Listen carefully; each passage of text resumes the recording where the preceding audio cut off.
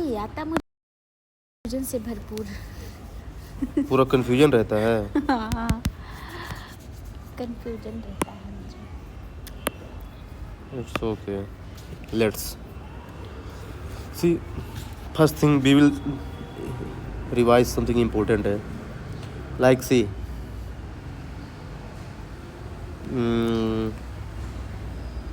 ये भी पूछता है कि प्रेसिडेंट के इलेक्टोरल कॉलेज में कौन कौन होता है। हाँ, can see first thing let me clear one thing, there is one term attorney general of India. India and you might have heard this term solicitor general of India. या tell me the difference between the two. Solicitor general attorney general का help करता है। Okay, इसका appointment कौन करता है solicitor general का? Attorney general का अगर प्रेसिडेंट करता है तो इसका भी वही करता होगा। No dear, this is actually the problem, that's why I wanted to ask this question. तो कौन करता है? या तो अटॉर्नी जनरल, ये कॉन्स्टिट्यूशनल बॉडी है। सॉलिसिटर जनरल, हाँ। ऐसा तो मैंने पढ़ा नहीं। और ये वो तो है या 76 इसका है ना। अब देखिए, ये एक्चुअली कॉन्स्टिट्यूशनल बॉडी है, इसका अपॉइंटमेंट प्रेसिडेंट करता है। ये कॉन्स्टिट्यूशनल बॉडी नहीं है, ये स्टैट्यूटरी बॉडी है। इसका अपॉइंटमेंट जो है ना, कैबिनेट कमेटी ऑन अपॉइंटमेंट करती है, cabinet committee on appointment, CCA, cabinet committee on appointment. मतलब काइंड ऑफ कमेटी बनती है, उसमें फिर जो है ना मेंबर्स होते हैं, फिर उसको अपॉइंटमेंट करते हैं मिलके। तो ये थोड़ा सा क्लियर मैंने किया, डाउट था actually. I know, I used to know that you can get confused actually. Because you are teacher. Yeah. अच्छे से पढ़ाओ, मुझे ध्यान लगा के पढ़ाओ, तभी मैं कहूँगी कि मेरे फ्रेंड ने पढ़ाया था। Okay, sure. और जल्दी से एग्ज़ाम निकालो तो मैं ये भी कहूँगी कि मेरे फ्रेंड का हो गया है। बहुत अच्छा लगेगा क्या? हाँ, तो आप भी निकाले तो मैं भी ये भी कहूँगा ना कि मेरे फ्रेंड का हो जिसको मैंने पढ़ाया था। हाँ, तो मैं निकालूंगी तो मैं वो मौका ज़रूर दूंगी, डोंट वरी। फिर आप कहोगे कि मेरे पढ़ाए अच्छा, हुए का हो गया। हाँ, देखिए एक होता है speaker pro tem, pro tem speaker. Oh, I know about इसका अपॉइंटमेंट कौन प्रोटेम करता है? प्रोटेम स्पीकर का अपॉइंटमेंट कौन करता है? प्रोटेम स्पीकर का ऐसा कोई अपॉइंटमेंट नहीं होता। प्रोटेम स्पीकर का तो अपने आप बन जाता है प्रोटेम स्पीकर। लाइक जो भी जो भी ओल्डेस्ट मेंबर होता है न्यूली इलेक्टेड पार्लियामेंट का, उसको बना दिया जाता है। तो कौन बनाता है, ये तो पूछ रहा है। This is what I was saying here. अपने आप बनता है वो। अपने आप कैसे आगे खड़ा हो जाएगा यार? वो इलेक्शन थोड़ी हो। प्रेसिडेंट उसको बना देता है। Yes, nominated by the president. जो ओल्डेस्ट होता है ये आपका सही है, तो क्या है ना कि कौन उसको नॉमिनेट करता है कि हाँ इस पर ओल्डेस्ट है, यही आ जाए, ये प्रेसिडेंट करता है। अब यहाँ पे कंफ्यूजन जानते कहाँ बोल रहा हूँ? स्पीकर बोलेगा स्पीकर करता है। No no no no, speaker तो रहते नहीं उस समय। प्रोटेम स्पीकर कैसे करता है? हाँ, ये अच्छा, मैं आपसे एक चीज़ पूछ रहा हूँ कि जो स्पीकर होता है लोकसभा का, डिप्टी स्पीकर होता है लोकसभा का, और राज्यसभा का जो चेयरमैन होता है, नहीं राज्यसभा का जो डिप्टी चेयरमैन होता है, इन तीनों में एक सिमिलरिटी है क्या? ये तीनों इलेक्टेड मेंबर होते हैं। ओके, एक और सिमिलरिटी है। एक और क्या, बहुत सारी सिमिलरिटी है। तीनों ही इंडिया के होते हैं। नहीं, इनके कंपोजिशन में पॉलिटिकल स्टेज। अच्छा, इनका रिमूवल कैसे होगा तीनों का? ये भी मेजॉरिटी से। कौन सी मेजोरिटी? इसका यार सब ये क्वेश्चन majority। पूछ सकता है यार। पूछ सकता है ना। Yes, dear. There actually you can get confused. Please pay attention. क्या होता है सिमिलरिटी दोनों में? इलेक्टेड मेंबर होते हैं और इनका जो रिमूवल होता है ना, सेम होता है।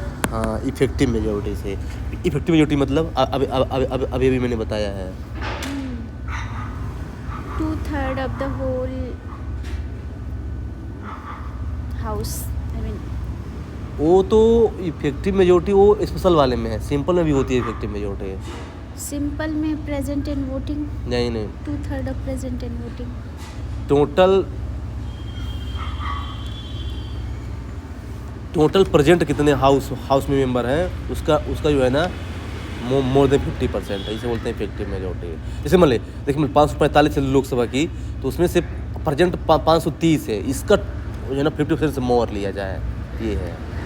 और सिंपल क्या होती है 50% वन नहीं, सिंपल में ये होता है ना कि 1/3 प्रेजेंट ऑफ वोटिंग का 50% ना, और इसमें होता है प्रेजेंट का 50% है। Got the point?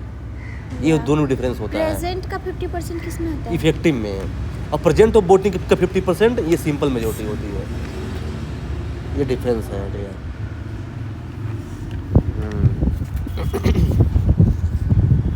I'm getting confused with the majority. Okay, don't worry, I will make you clear everything. Slowly and gradually.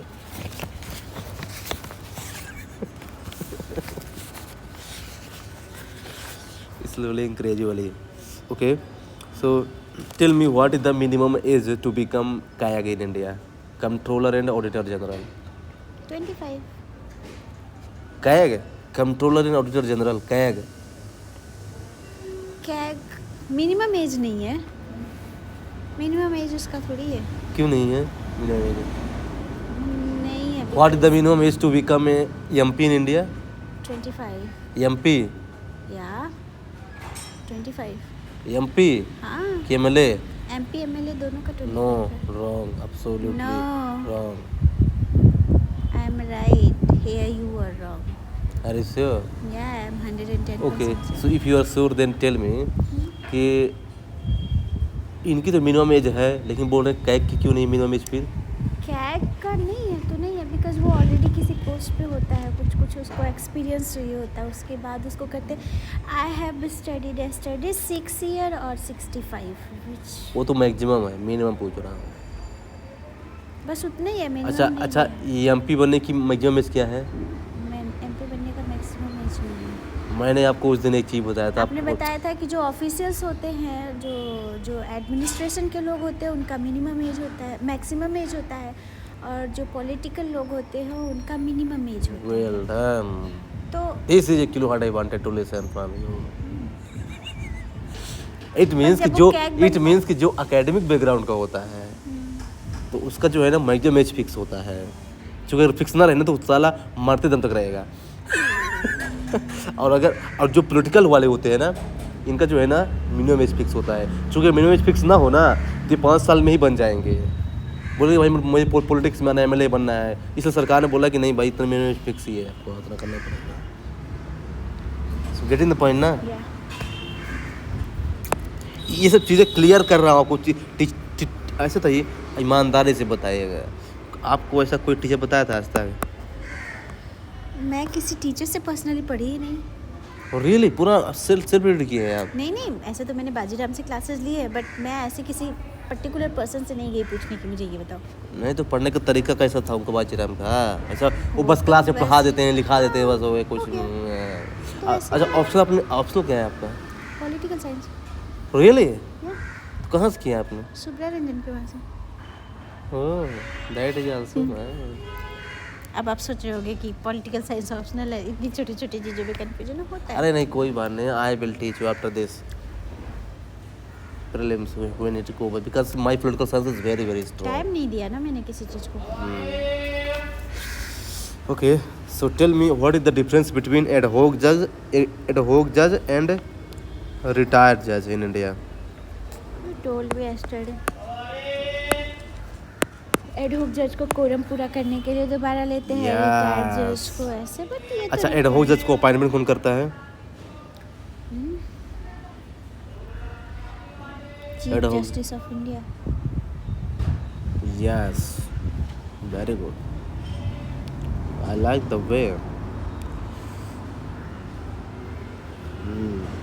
Add hoc जज क्या वहाँ भी होता है हाई कोर्ट में?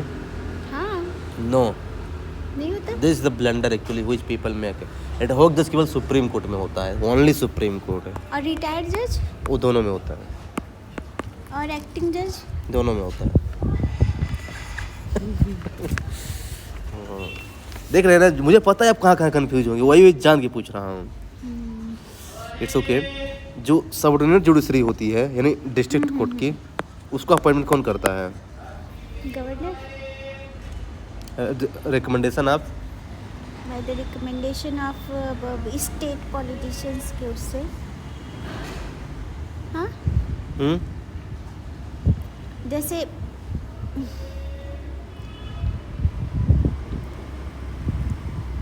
रिकमेंड तो करता होगा जो वहाँ का चीफ जज होगा हाई कोर्ट का, वो रिकमेंड करता होगा। बस वही करेगा, हो गया। हाई कोर्ट का जज रिकमेंड कर देगा और फिर गवर्नर अपॉइंट कर देगा। ये नहीं करेगा, ये PCI, PCS, PCS, yes, PCS, या तो पीसीएस करेगा फिर हाई कोर्ट करेगा, दोनों से कोई कर सकता है सबऑर्डिनेट जज के केस पीसीएस में। क्या? जो चेयरमैन वगैरह होते हैं स्टेट लोक सेवा आयोग के, स्टेट पब्लिक सर्विस कमीशन के। रियली? ये तो अजीब सा लग ओके, रहा है। Check it now. No, you can check in your phone.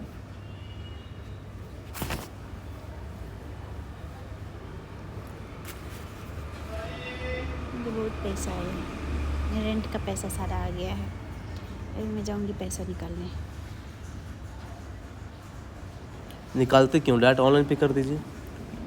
Owner को? हाँ। मेरे पापा मुझे अपने अकाउंट में पैसा देते हैं, उनके अकाउंट में ऑनलाइन पेमेंट नहीं होता तो कैश निकालना पड़ता है, तो मैं अपने अकाउंट में सबसे पैसे मांग लेती हूँ क्योंकि मैं ही रेंट कलेक्ट करती हूँ। तो मैं तो फिर डायरेक्ट ऑनलाइन पे कर दीजिए ओनर को। नहीं, फिर मैं ओनर को अपने पापा के अकाउंट से पैसा निकाल के कैश दे देती हूँ। अच्छा, वो गुड।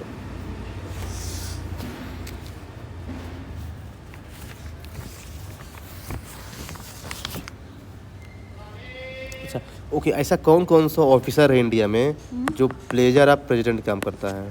एक तो अटॉर्नी जनरल ऑफ इंडिया। नहीं, पहले उसको सुलझाते हैं ना, कहाँ गया?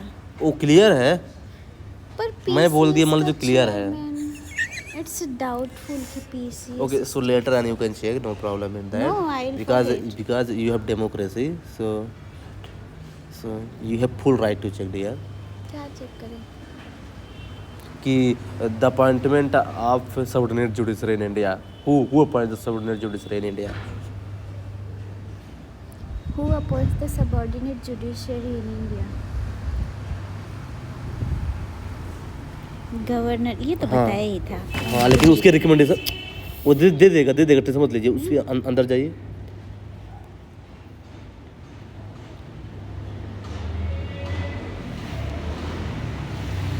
उसमें तो स्टेट पब्लिक ये लिखा सर्विस तो है। कमीशन आ रहा है। हाँ, वही तो बोल रहा था मैं। Appointment of the person other than district जज ऑन बिहाफ ऑफ लिखा तो है।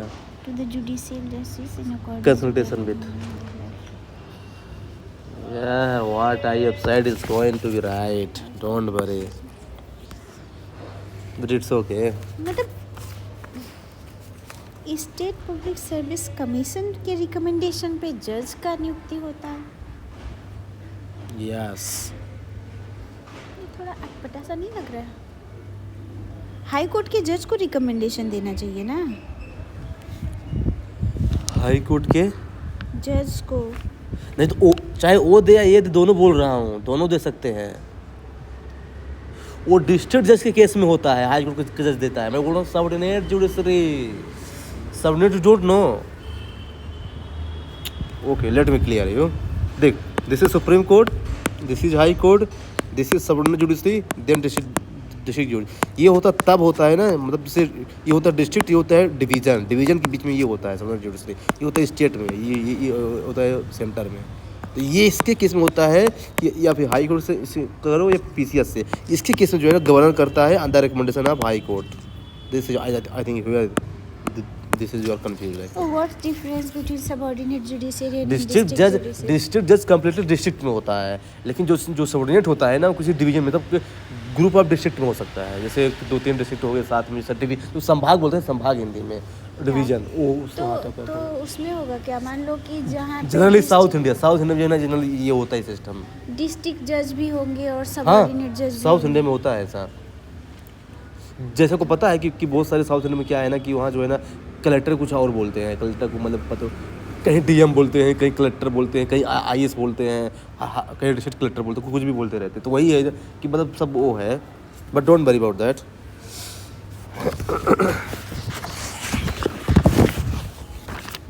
फाइनेंस कमीशन का रीअपॉइंटमेंट हो सकता है क्या? नहीं,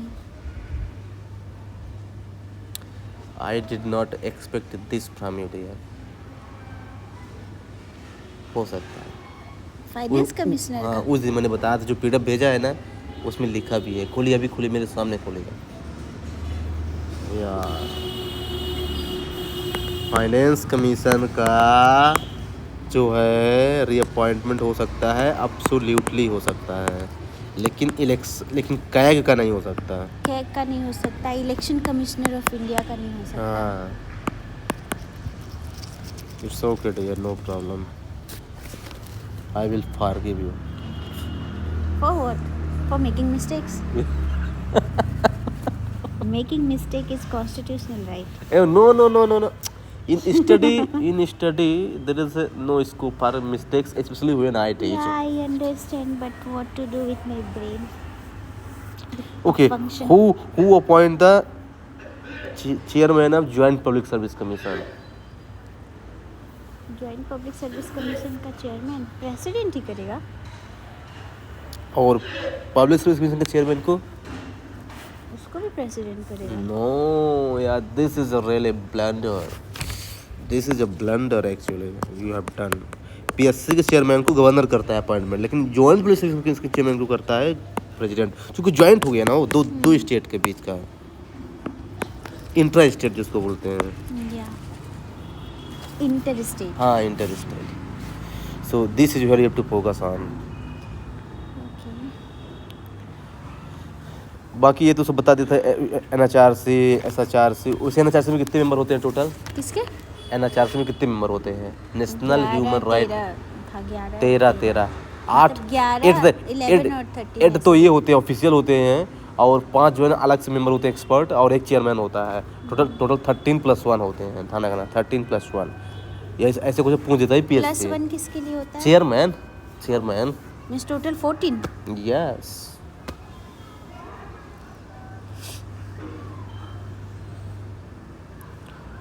And now national commission for सफाई कर्मचारी,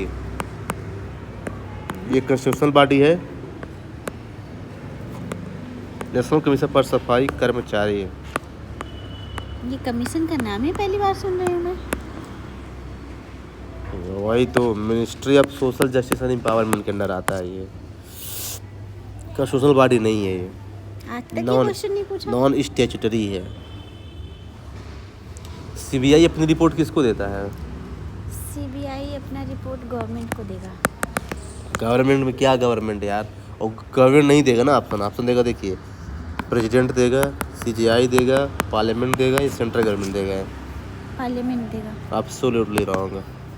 तो सेंट्रल गवर्नमेंट। यस, मतलब आपको सेकंड चांस दिया जाएगा एग्जाम में, तब पास होंगे आप। But there is no scope for second year. Remember it. तो सीबीआई देगा। You have to make it in the first time. You have to make it in the first.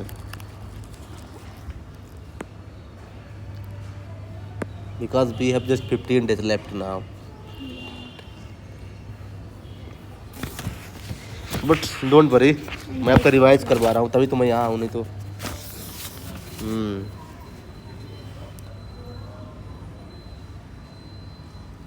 Have you heard this Law Commission of India? या कौन appointment करता है इसका? Law commission of India. इसके भी appointment तो जितने भी सेंटर में होते हैं ना, मैक्सिमम चांसेस होते हैं प्रेसिडेंट ही करता है। अभी कौन सा बना हुआ है? 25th कौन सा लॉ कमीशन बना हुआ है? 25th right. लेकिन प्रेजेंट नहीं करता ये, गवर्नमेंट ऑफ इंडिया करता है direct. Law commission of India का एग्जीक्यूटिव ऑर्डर से।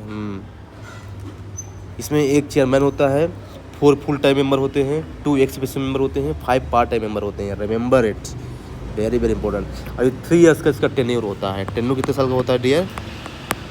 3 इयर्स का।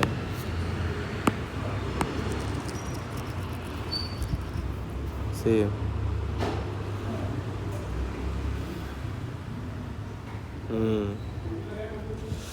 Okay, tell me the difference between Lokpal and Lok Adalat है। Oh my God! No.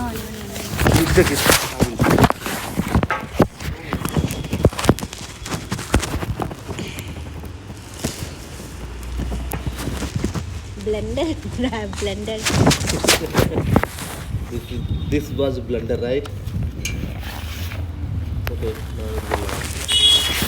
हाँ, so tell me the difference between Lokpal and लोक अदालत। yes. लोकपाल तो सर्वे करने वाली बॉडी है ना, मतलब ऐसे देखता है कि कहीं कुछ गलत ना हो रहा हो, काइंड ऑफ वॉच डॉग। और लोक अदालत लोक अदालत तो वो है जुडिशरी,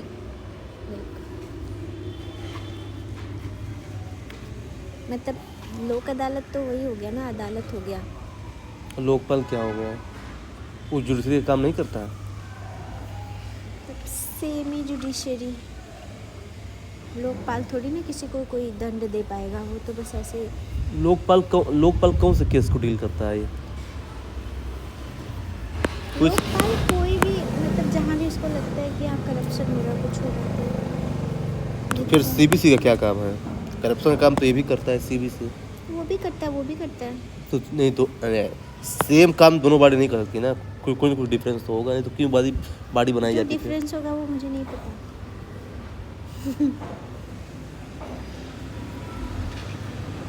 फिर सीबीआई का क्या काम है? ये भी तो यही काम करता है।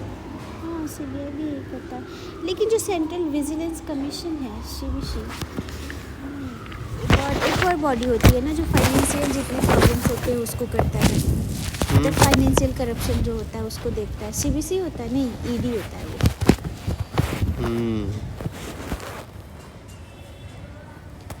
Tell me the difference. I should tell you the difference. CBI जानते क्या जनरली क्या करता है? लड़की दिन भर झाड़ू लगाती है, दिन भर झाड़ू लगाती है, इसके हाथ में झाड़ू है। सीबीआई वो काम करती है ना कि जो है ना, जैसे मान लीजिए कि स्टेट में जो है ना कोई स्पेशल केस हो गया किसी स्टेट में, मतलब वेस्ट बंगाल रेप केस, अब उसको पुलिस हैंडल नहीं कर पा रही है, तो वहाँ पे सीबीआई को स्पेशल तरीके से बढ़ाया जाता है, तो वो सीबीआई उसकी जांच करता है। इसका नाम है सेंट्रल ब्यूरो इन्वेस्टिगेशन। ये इन्वेस्टिगेट करता है। इन्वेस्टिगेट करने के बाद मामला कैसे गया, रिपोर्ट वगैरह कैसे आई, उसकी जांच जो करता है ना, वो रिपोर्ट हो जाता है सीबीसी के पास। सीबीसी कभी भी इन्वेस्टिगेट नहीं करेगा। सीबीआई जो रिपोर्ट देगा है वही सीबीसी जो उसको क्या करता है, विजिलेंस रखता है उस पर, central vigilance commission. Got the difference? Lokpal क्या करता है ना, ऑन ग्राउंड सीबीआई जाता है और जो रिपोर्ट लाके देता है उसको सीबीसी अपना उसमें विजिलेंस पढ़ के करता जो भी है। करता है। और लोकपाल क्या काम है, जैसे कोई पब्लिक अथॉरिटी है, वो करप्शन में इन्वॉल्व है, उसके केस को डील करने के लिए लोकपाल बुलाया। जैसे मतलब कोई आईएएस हो गया, आईपीएस हो गया, है ना, पीएम हो गए, सीएम हो गए, इन सबको जो है ना ये लोकपाल डील करता है, करप्शन केस को। लोकपाल। तो फिर लोक अदालत क्या है? लोक मतलब जनता की अदालत है। जैसे मान लो कि जो है ना डोमेस्टिक वायलेंस हो गया, बीवी छोड़ के चली गई, डिवोर्स हो गया, तो इन सब केस को डील करने के लिए जो है ना लोक अदालत के पास जाया जाता है। क्या हो गया? एक बात ध्यान रखिएगा, जो लोकपाल होता है ना, ये डिवोर्स के केस को डील नहीं करता है। ये एग्जामिनर पूछ सकता है, पता नहीं क्यों ये बोलते कि नहीं भाई मैं डिवोर्स वाला केस नहीं डील करूँगा, क्योंकि डिवोर्स वाला केस डील करूँगा ना तो भाई उसमें से दोनों में से कोई एक नाराज़ होगा और मेरे को गाली देंगे। ये तो सिविल केस है ये ना, तो सिविल केस ये डील नहीं करेगा तो ये क्या क्रिमिनल केस डील करता है? आपको दोनों केस डील करता है, क्रिमिनल भी सब केस, सिविल भी करता है। नहीं, सिविल केस भी डील करता है, लेकिन ये वाला डिवोर्स वाला केस, लेकिन डिवोर्स वाला केस डील नहीं करता, पता नहीं क्यों ये डिवोर्स वाला case. You can check it out. मतलब कि किसी का डिवोर्स हो गया ना तो आपको ये आप उसको ये सजेस्ट मत करना कि जाओ लोक अदालत नहीं लोकपाल, लोक चले जाओ ना। लोकपाल तो ऐसे भी पर्सनल जो भी होते होंगे उससे तो डील नहीं करता। नहीं, जैसे मैट्रिमोनियल डिस्प्यूट है ना, उसमें डील करता है ये मैट्रिमोनियल डिस्प्यूट लोकपाल। और क्या मैट्रिमोनियल डिस्प्यूट, जैसे मान कैसे, देखिए मैं बता रहा हूँ, जैसे मान लीजिए कि यार लोकपाल तो पॉलिटिकल अथॉरिटी, मतलब ऐसे हो गया ना कि वो पब्लिक को जो ये लोक अदालत हो सकता है पर लोकपाल नहीं हो सकता कभी। No, it is right, I have written, you can check it later on. No, I will check right now. Yeah, you can check right now. No problem, you have authority to check yourself क्या check करूँ? Whatever you want. Matrimonial dispute check करते कि नहीं करता ये, Lokpal check कीजिए। लोकपाल लोक Does Lokpal check matrimonial disputes? वैसा देगा ही नहीं। आपको डिटेल में पढ़ना पड़ेगा अंदर जाके, कोई बात नहीं, बाद में पढ़ लीजिएगा। Let's come to the point. See, I don't want any confusion. नहीं तो आप बाद में क्लिक कर लेना यार, थोड़ा सा क्या है ना कि मेरे को ऑफिस जाना होगा ना। अरे ऑफिस का तो टाइम हो गया है। नहीं अभी टाइम है। एंटी करप्शन बॉडी है वो, कहाँ उसमें घुसेगा वो? नहीं तो क्यों, मैट्रिमोनियल डिस्प्यूट में करप्शन नहीं हो सकता? ऐसा नहीं। कहाँ लिखा है कि केवल सिविल, केवल वो केस देखता है? ये मैट्रिमोनियल डिस्प्यूट सिविल केस नहीं होता, सिविल केस तो वो भी होता है ना। जैसे मान लीजिए कि कोई एमपी है पर और यार, कोई जैसे मतलब जैसे रिलेशनशिप्स में थोड़ी ना लोकपाल घुसेगा। नहीं नहीं लोकपाल नहीं, तो पर्सनल मतलब कि हमारा आपका कोई एमपी है, अगर उसके साथ कोई डिस्प्यूट हो गया किसी शादी मैटर में, तो क्यों नहीं आएगा लोकपाल वहाँ पे? हम लोग का पर्सनल मैटर हो गया ना, कि जैसे कि हम लोग कॉमन आदमी है, कोई एमपी हो गया, एमएलए हो गया, सीएम हो गया, अगर उससे कोई डिस्प्यूट हो गया ना, तब वहाँ पे आ तो जाता अगर लोकपाल। उसके डिस्प्यूट की वजह से कुछ और लोगों पे इम्पैक्ट पड़ रहा होगा तब हाँ। हो जाएगा ना। हाँ तो तभी वो तो कहने का मतलब ये है कि मैट्रिमोनियल डिस्प्यूट को डील करता है ये। Okay, I will check it later and I will send you the screenshot. I will check it in internet then I will send you, don't worry about that. But please remember, divorce case को deal नहीं करता है, इसलिए आप कभी वहाँ मत जाना, ये पे किसी को मत भेज।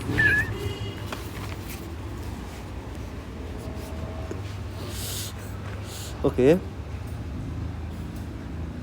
अच्छा, ये एक नाम सुने होंगे आप, न्याय पंचायत है, इसका अपॉइंटमेंट कैसे होता है? न्याय पंचायत ये तो इलेक्टेड होते हैं ना या फिर एक होता है ग्राम न्यायालय, एक होता है जिला पंचायत, एक होता है विलेज पंचायत। अच्छा, ग्राम न्यायालय का अपॉइंटमेंट कौन करता होगा, गेस कीजिए। अपॉइंटमेंट कौन करता होगा उसका? अरे न्यायालय है यार, तो कोई अपॉइंटमेंट करेगा ग्राम यार, न्यायालय क्यों नहीं कोई भी बॉडी भाई उसका अपॉइंटमेंट कोई तो करेगा ना यार, बिना अपॉइंटमेंट किसी कोई बॉडी बन ग्राम जाएगा। न्यायालय जैसा कोई बॉडी मैंने देखा नहीं। हाँ, आप सिटी से है ना, इसलिए गांव में कहाँ रहे? मैं गांव की हूँ। तो फिर गाँव क्यों नहीं जानते हैं? इसका अपॉइंटमेंट स्टेट गवर्नमेंट करता है ऑन द कंसल्टेशन ऑफ। ग्राम न्यायालय कहाँ लिखा है? ग्राम न्यायालय का जो अपॉइंटमेंट है ना, करता है state government on the consultation of high court. ग्राम न्यायालय ठीक है, ये जो है ना ग्राम, एक्चुअली इसको बोलते हैं ग्राम न्यायालय, गांव में होता नहीं है, ये ब्लॉक में होता है। जैसे होता है ना डिस्ट्रिक्ट, विलेज, और ये ब्लॉक में होता है ग्राम न्यायालय, लेकिन बोलते हैं इसको ग्राम न्यायालय है। So please mind it.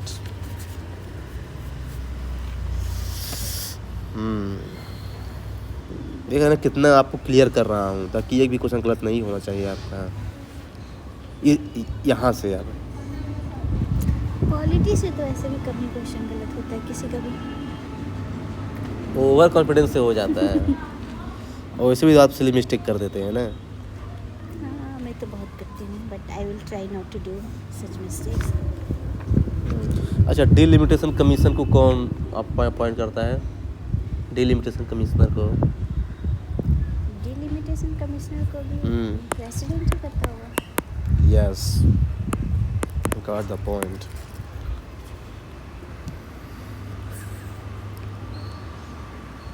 लड़की बहुत काम करती है, ऐसे ही बहू चाहिए मेरे अपने घर के लिए।